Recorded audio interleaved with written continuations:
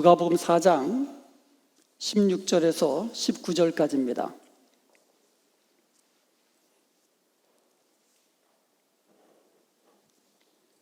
누가복음 4장 16절에서 21절까지 함께 봉독합니다. 예수께서 그 자라나신 곳 나사렛에 이르사 안식일에 늘 하시던 대로 회당에 들어가사 성경을 읽으려고 서심해 선지자 이사야의 글을 들이거늘 책을 펴서 이렇게 기록된 데를 찾으시니 곧 주의 성령이 내게 임하셨으니 이는 가난한 자에게 복음을 전하게 하시려고 내게 기름을 부으시고 나를 보내사 포로된 자에게 자유를 눈먼 자에게 다시 보게 함을 전파하며 눌린 자를 자유롭게 하고 주의 은혜의 해를 전파하게 하려 하심이라 하였더라. 책을 덮어 그 맡은 자에게 주시고 앉으시니 회당에 있는 자들이 다 주목하여 보더라. 이에 예수께서 그들에게 말씀하시되 이 글이 오늘 너희 귀에 응하였느니라 하시니. 아멘. 오늘 하나님께서 우리에게 주시는 말씀 함께 듣기를 원합니다. 오늘 본문 말씀은요, 예수님께서 이 땅에 메시아로 오셨잖아요. 그래서 메시아로 오신 예수님의 사역을, 그 성격, 그 사역의 성격을 요약한 말씀이에요. 한마디로 주님의 은혜의 해를 선포하며 모든 매인 것을 끊고 자유케 하시는 사역이었어요. 그러면 오늘 본문 말씀을 통하여 우리 교회가 예수님의 그 영광스러운 사역, 이 사역을 계승하는, 그래서 주님 앞에 섰을 때에 칭찬받는 복된 교회가 되기를 원합니다. 먼저 오늘 본문 말씀의 배경을 한번 보도록 하겠습니다. 누가복음 4장을 보면은요, 예수님께서 공생애를 시작하시면서 이 사탄에게 이 시험을 받으셨잖아요. 광야에서 그 모든 사탄의 시험을 물리치시고, 그리고 나서 하나님 나라를 전파하고 가르치는 사역을 시작했습니다. 그 첫 번째 사역이 오늘 본문에 나온 대로 예수님께서 나사렛에서 한 회당에 들어가셨어요. 안식일이었거든요. 그래서 안식일을 지키시기 위해서 회당에 들어가셨더니 사람들이 이제 두루마리 책을 이제 주는 거예요. 그래서 예수님께서 그 두루마리를 받으시고 찾으신 거예요. 아마 이사야의 말씀이 기록된 두루마리를 이제 준 것 같아요. 그래서 거기서 예수님이 찾아가지고 어떤 구절을 읽으셨냐면 이사야서 61장 1절과 2절에 기록된 말씀을 찾아서 읽으신 거예요. 그것이 오늘 본문 누가복음 4장 18절과 19절입니다. 누가복음 4장 18절과 19절에 보면 주의 성령이 내게 임하셨으니, 주의 성령이 예수님께 임하셨는데 이는 그 목적이 있습니다. 이는 가난한 자에게 복음을 전파하게 하시려고 내게 기름을 부으시고, 또 가난한 자에게 복음을 전파하도록, 그리고 나를 보내사 포로된 자에게 자유를, 눈먼 자들에게 다시 보게 함을 선포하며 눌린 자를 자유롭게 하고 주의 은혜의 해를 선포하게 하기 위함이다 라고 말씀하신 거예요. 예수님의 사역, 이것을 한마디로 요약해주는 메시아 사역이에요. 예수님의 사역을 이해하기 위해서는요, 19절에 나오는 주의 은혜의 해가 무엇인지를 알아야 돼요. 주님의 주의 은혜의 해, 이게 굉장히 중요합니다. 이 오늘 본문 말씀, 예수님의 사역을 설명해 줄 수 있는 아주 중요한 키예요. 여기서 은혜의 해라는 것은 레위기 25장에서 27장까지 나오는 희년을 말하는 거예요. 희년, 주빌리라고 그러잖아요. Year of Jubilee. 그래서 주의 은혜의 해가 희년이에요. 희년. 그래서 희년이라는 것은 히브리어로 요벨이라고 그러는데 숫양, 그 수장의 뿔이 있잖아요. 그것을 말하는데요. 그 수장의 뿔로 만든 나팔, 성경에 보면 양각나팔이라고 나와요. 그래서 수양의 뿔로 만든 그 나팔을 의미하는 거예요. 순양, 순양의 뿔, 그리고 양강나팔 이런 것들을 의미하는 거예요. 안식년은 7년마다 와요. 그래서 7년째가 안식년이에요. 그 안식년이 7번, 그 7번 가면 몇 년이 돼요? 49년이 돼요. 그 49년째는 안식년이에요. 그러면 그 다음에 50년째가 바로 희년이에요. 그래서 50년째가 되면 속죄일 날, 원래 그 유대력에 의하면 7월 1일이 나팔절이에요. 그때가 새해예요. 그 유대력으로 하면 그게 나팔을 붑니다. 그리고 7월 10일이 대속죄일이에요. 그래서 대속죄일에도 나팔을 크게 붑니다. 그게 바로 희년을 선포하는 거예요. 50년째 희년을 선포하는 거예요. 그래서 양강나팔을 크게 불면서, 그래서 요벨이라고 한 거예요. 이게 바로 주님의 은혜의 해, 희년을 말하는 거예요. 희년의 본질은요, 모든 매인 것들이 풀리고 자유롭게 되고 원래의 형태로, 원래의 상태로 회복되는 것을 의미하는 거예요. 그래서요, 희년이 선포되면요, 빚진 자들이 모든 채무가 탕감됩니다. 그리고요, 이제 가난해가지고 또 여러 가지 이유 때문에 노예로 팔려가잖아요. 희년이 선포되면 다시 자유인으로 돌아오는 거예요. 그리고요, 이 부모 때로부터 받은 기업들이 있어요. 땅이 있습니다. 근데 이 땅도 팔을 수도 있잖아요. 그리고 여러 가지 이유로 잃어버렸 토지가 희년이 선포되면 다시 토지가 나의 것으로 회복되는 거예요. 이게 희년이에요. 그런데요, 희년이 선포될 때 우리가 잘 알지 못하는 놀라운 일이 하나 더 있어요. 그게 뭐냐면 레위기 25장 19절에 보면, 한번 읽어보겠습니다. 땅은 그것의 열매를 내리니 너희가 배불리 먹고 거기 안전하게 거주하리라. 한번 생각해 보세요. 안식년에는 파종하지 않아요. 안식년에는. 그러면 49년째 안식년에는 파종하지 않아요. 근데 그 다음 해가 또 뭐예요? 또 희년이야. 희년에도 파종하거나 일하지 않아요? 그럼 2년 동안, 49년째, 50년째 2년 동안 일하지 않는다는 뜻이에요. 그럼 뭐 먹고 살아요? 그런데 놀라운 하나님의 메시지가 들어있는 거예요. 땅은 그것의 열매를 내리니 너희가 배불리 먹고 거기 안전하게 거주하리라. 그러므로 예수님께서 메시아로서 공생애를 시작하시면서 희년을 선포하신 것은 한마디로 예수님의 사역은 모든 매인 것을 끊어버리시고 자유케 하시고 회복시켜 주시고 죄로 인해서 잃어버렸던 생명을 다시 회복시키시고, 그리고 생명을 풍성히 누리게 하는 사역이었던 거예요. 예수님은 두루마리 성경책을 이제 덮으시고 다시 자리로 가서 앉으셨습니다. 그러니까 사람들이 전부 다 예수님을 본 거예요. 주목하여 본 거예요. 그때 예수님께서 놀라운 말씀, 엄청난 말씀을 하셨어요. 이 글이 오늘 너희 귀에 응하였느니라. 이 성경 말씀이 이 말씀을 듣는 너희들 가운데 이미 이루어졌다라고 선포하신 거예요. 희년, 곧 주님의 은혜의 해가 오늘 우리 가운데 이미 이루어졌다고 선포하신 거예요. 희년이 선포되면 모든 것이 풀려진다 그랬어요. 회복된다 그랬어요. 예수님의 메시아로서의 공생의 사역은 한마디로 모든 매인 것을 끊어내시는, 자유케 하시는 사역이에요. 죄에 매인 사람들, 악한 영에 매인 사람들, 가난에 매인 사람들, 병에 매인 사람들, 어떤 종류로든지 이 매인 사람들에게 자유케 하시고 회복시켜 주시는 이 사역이 예수님의 메시아로서의 사역이었다는 거예요. 좋은 예가 누가복음 13장에 나와 있습니다.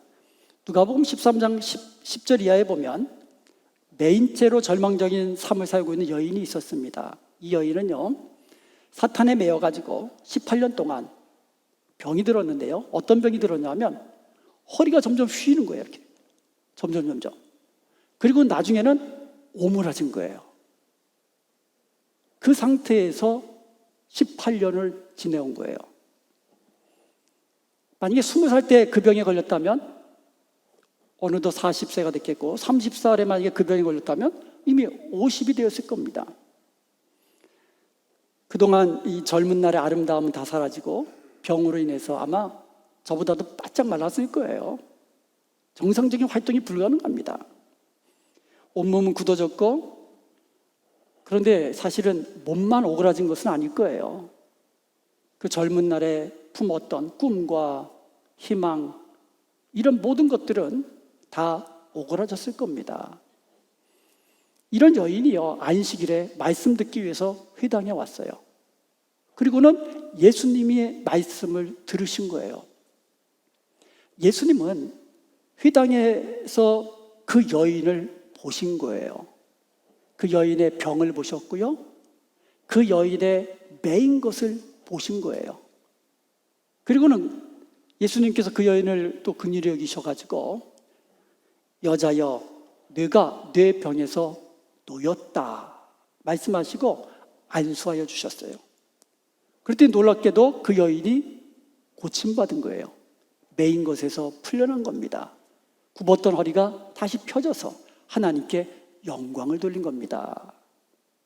모인 무리들이 다 그것을 보고 아마 엄청 놀랐을 거예요. 그런데 여러분, 회당장이 안식일에 예수님이 병을 고쳤다고 해가지고 무리들을 선동하기 시작하는 거예요. 오늘 안식일인데 아니 병을 고쳐? 그러자 예수님께서 무리들을 향하여 하신 말씀이 누가복음 13장 15절과 16절입니다. 15절에 보면 주께서 대답하여 이르시되 외식하는 자들아, 너희가 각각 안식일에 자기의 소나 나귀를 외양간에서 풀어내어 이끌고 가서 물을 먹이지 아니하느냐. 맞잖아요. 안식일에 짐승들 굶깁니까? 여러분, 안식일에 여러분의 강아지 다 굶겨요? 주일날이라도 너도 굶어. 그거 아니잖아요. 자기도 안 굶으면서 주인도 안 굶는데. 그래서 안식일이라도 나귀와 소 끌고 가서 물도 먹이고 여물도 먹이고 합니다. 그때 키포인이 뭐예요? 묶인 것을 풀고 가가지고 물도 먹이고 여물도 먹이지 않느냐, 안식일에 하시면서 16절에 그러면 18해 동안 사탄에게 매임받은 이 아브라함의 딸을 이 매임에서 푸는 것이 합당하지 아니하냐 말씀하신 거예요. 예수님은 지금 이 여인이 사탄에게 매인 것이라고 얘기합니다. 이 여인은 사탄에게 매이고 병에게 매인 거예요. 그리고 안식일에 그 매인 것에서 풀어내는 것이 합당한 일이라고 말씀하신 겁니다. 주님께서 이 여인을 통하여 우리에게 하시고 싶은 말씀이 있는 겁니다. 사람들은요, 이 세상에 살면서 무엇인가에 매인 채로 살고 있다는 거예요. 모든 사람은 매여 있다는 거예요. 그리고 예수님이 이 땅에 오신 목적은, 즉 메시아로 오신 목적은 바로 그 매인 것을 풀어주시고 자유케 하시기 위함이라고 말씀하시는 겁니다. 사람들은 매여 있어요. 사람들은요, 죄에 매여 있고요, 사망의 법에 매여 있고요, 사탄에게 매여 있습니다. 예수님께서 말씀하셨어요. 누구든지 죄를 범한 자마다 죄의 종이다. 죄의 종이라는 말은 죄에 매여 있다는 뜻이에요. 그리고 사람들은요, 사탄에 매여 있는 사탄의 종이에요. 그런데 사람들은요, 그것을 알지 못해요. 자기가 죄의 종인 것을, 사탄에게 매여 있다는 사실을 사람들은 알지를 못합니다. 인정도 하지 않고요. 가난에 매여 있는 사람이 있습니다. 병에 매여 있는 사람이 있습니다. 마약에 매여 있는 사람이 있습니다. 알코올에 매여 있는 사람이 있습니다. 도박에 매여 있는 사람들이 있습니다. 각종 중독에 매여 있는 사람이 있어요. 돈에 매인 사람, 정욕에 매인 사람, 쾌락에 매인 사람, 명예에 매인 사람. 이렇게 사람들은요, 매인 곳이 너무너무 많은 거예요. 이 세상은요, 이 사람들을 메어놓는 것들이 너무너무 많습니다. 어린 시절에 또 과거에 그 아픈 상처가 있는데 그 상처에 매인 사람도 있어요. 어렸을 때나 지금까지 살면서 상처 없는 사람이 어디 있겠습니까? 마음에 상처 없는 사람이 어디 있겠어요? 그런데 그 상처에 매여 있는 사람이 있다는 거예요. 근데 사람은요, 한번 마음의 상처를 받으면 이 좀처럼 치유되지가 않습니다. 그리고요, 이 상처 때문에 열등의식도 생기고, 상처 때문에 부정적인 감정도 생기고, 그 결과 이 사람과의 관계를 맺는데 어려움을 겪기도 합니다. 그래서요, 마음의 상처가 치유되지 않으면 행복하고 이 평안함을 누리는 생활 참 어려워요. 그래서 마음의 상처가 치유돼야 돼요. 우리 주님께서는요, 이렇게 매인 사람들에게 주님의 은혜의 해를 선포하신 거예요. 매여 있는 사람들에게 자유케 하는 복음, 회복시키는 복음, 생명을 얻되 풍성히 누리게 하는 은혜의 해를 선포하신 거예요. 이미 이 말씀을 듣는 너희 가운데 이루어졌느니라 선포하신 겁니다. 예수님께서는요, 가난한 자에게 복음을 선포하셨습니다. 그래서 가난한 자라는 것은요, 이 물질적으로 가난한 것뿐만 아니고 심령이 가난한 것도 포함된 겁니다. 그래서 예수님은요, 심령이 가난한 자, 병든 자, 마음이 상한 자 다 고치셨어요. 주님은요, 내가 의인을 부르러 온 것이 아니라 죄인을 부르러 오셨다고 하시면서 죄에 매여 있는 자들을 자유케 하셨습니다. 여러분, 예수님의 말씀을 듣는 오늘 우리에게도 은혜의 해가 이미 임하였다고 선포하신 거예요. 예수님 당시에 임하셨으면 지금은 이미 2000년도 더 지난 거예요. 은혜가 선포된 지. 그렇다면 저와 여러분은요, 모든 매인 것을 끊고 자유함을 누리며 평강을 누리며 살아야 되지 않겠습니까? 우리는요, 과거의 상처에 얽매여서 불행한 삶을 살아서는 안 돼요. 모든 것을 끊고 자유케 하시는 예수 그리스도 안에서 생명력이 넘치는 복된 삶을 살아야 하는 거예요. 왜요? 은혜의 해가 이미 우리 가운데 선포됐기 때문입니다. 이루어졌어요, 이미. 과거의 상처를 잊으면 되지 않습니까? 간단하잖아요. 근데 그게 내 마음대로 안 되는 거예요. 도박에 빠져가지고 가정이 파탄에 이르게 되면 간단하잖아요. 도박 끊으면 되잖아요. 그런데 그 도박을 끊는다는 것이 내 마음대로 되지 않는다는 거예요. 마약에 중독된 사람, 얼마나 그 인생이 황폐해지겠습니까? 간단하잖아요. 마약 끊으면 돼요. 누구나 알아요. 그런데 문제는 이 마약에 중독된 사람이 그것을 끊어낸다는 것이 내 마음대로 쉽지 않다는 것이 문제입니다. 매인 것을 끊는 것은 우리의 원한다고 되는 것도 아니고 내 힘으로 되는 것도 아니라는 겁니다. 벤자민 프랭클이라는 사람이요, 빈 자루는 똑바로 서지 못한다 그랬어요. 빈 자루 똑바로 못 서잖아요. 빈 자루는요, 아무리 노력해도 똑바로 설 수 없어요. 근데 빈 자루가 똑바로 서려면 방법이 하나 있잖아요. 거기다가 곡식을 담아두면 됩니다. 빈자루에다 곡식을 담으면 똑바로 설 수 있어요. 매인 것을 풀기 위해서는 내가 아무리 힘쓰고 원한다고 해서 되지 않습니다. 그러나 희년을 선포하시며 매인 것을 끊어내시고 자유케 하신 예수 그리스도를 내 안에 모시면 나를 묶고 있는 모든 것을 끊어내고 자유함을 누리게 될 수 있다는 것을 믿으시기 바랍니다. 내 힘으로 되는 게 아니에요. 희년을 선포하신 예수님을 내가 모시면 우리는 우리의 모든 매인 것에서 끊어내고 자유함을 누릴 수 있다는 겁니다. 여러분, 아직도 여러분 가운데 매인 것이 남아있는 분이 있습니까? 주님께 요청하십시오. 나의 아직도 매여있는 이 무거운 짐, 주님, 회복되고 자유케 할 수 있도록 도와주옵소서. 주님께 요청하십시오. 주님, 가난하고 상한 나의 마음 치료해 주옵소서. 주님, 아직도 남아있는 이 부정적인 감정, 그리고 인격, 과거의 상처, 주님이 치유해 주옵소서. 저의 나쁜 습관, 중독에서 자유케 하시고 나를 묶고 있는 모든 매인 것으로부터 나를 자유케 하여 주옵소서. 주님께 기도하십시오.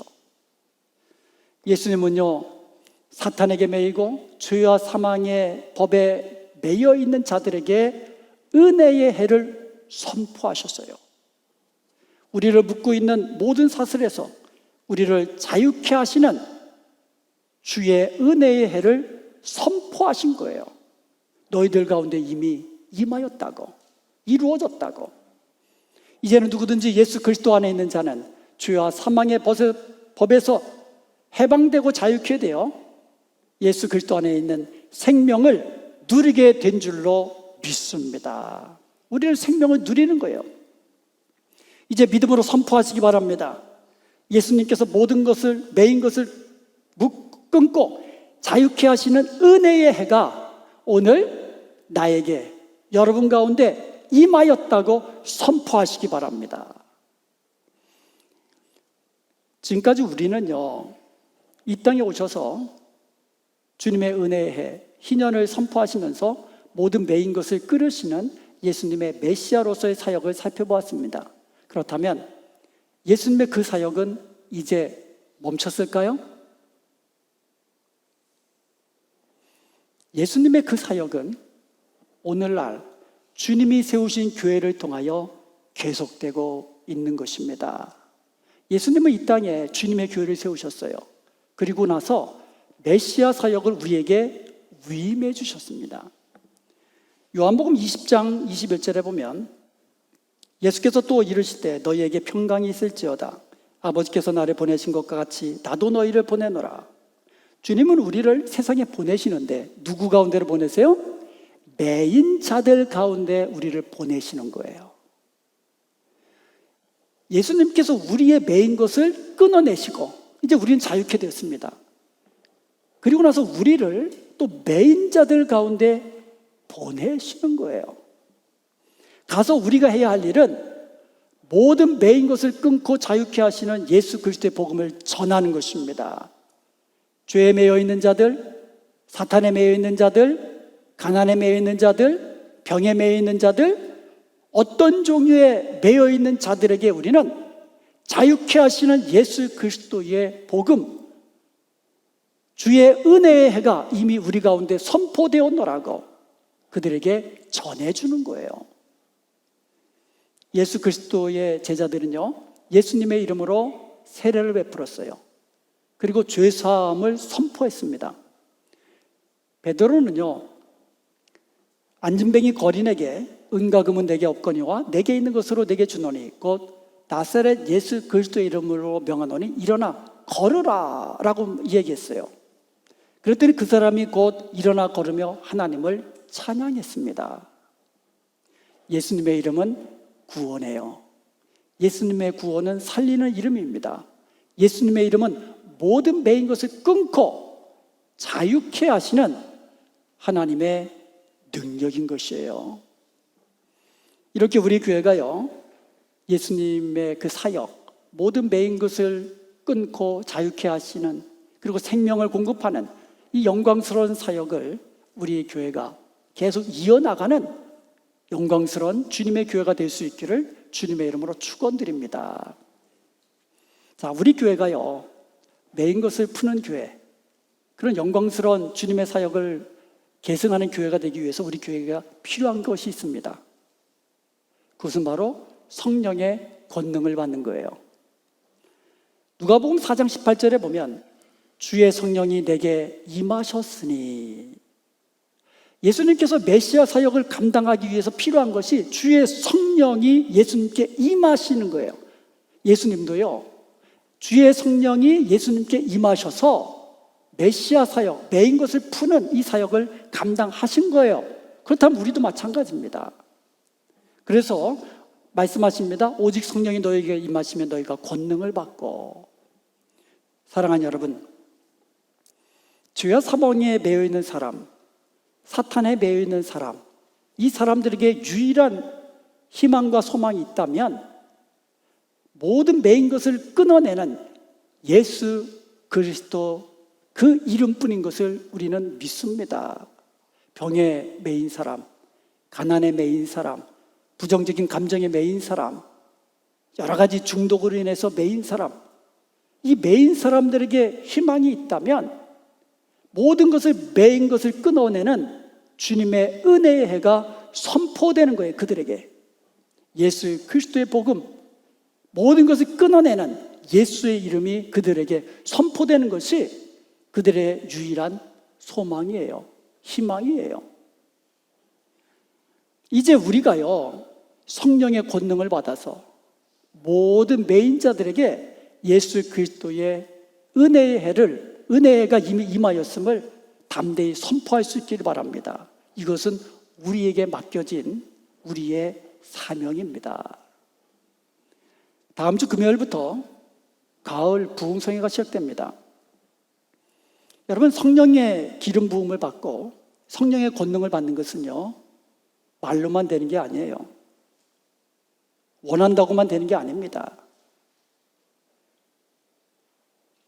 비가 아무리 많이 와도 그 비를 담을 수 있기 위해서는요, 그릇이 준비되어야 되고 그릇이 하늘을 향해 열려 있어야 됩니다. 이번 부흥성에 주님의 기름 부음을 받기를 원합니다. 성령의 권능을 받기를 원합니다. 그러기 위해서 사모하는 마음으로 부흥성회를 기도하면서 준비해야만 합니다. 이번 부흥성회를 통하여 말씀과 성령으로 충만케 되어서 담대히 주의 은혜의 해를 선포하는 저와 여러분이 되십시다. 그래서 매인 것을 끊어내는 은혜의 해를 선포하는 영광스러운 교회, 주님께서 정말 기뻐하시는 복된 교회가 될 수 있기를 주님의 이름으로 축원드립니다.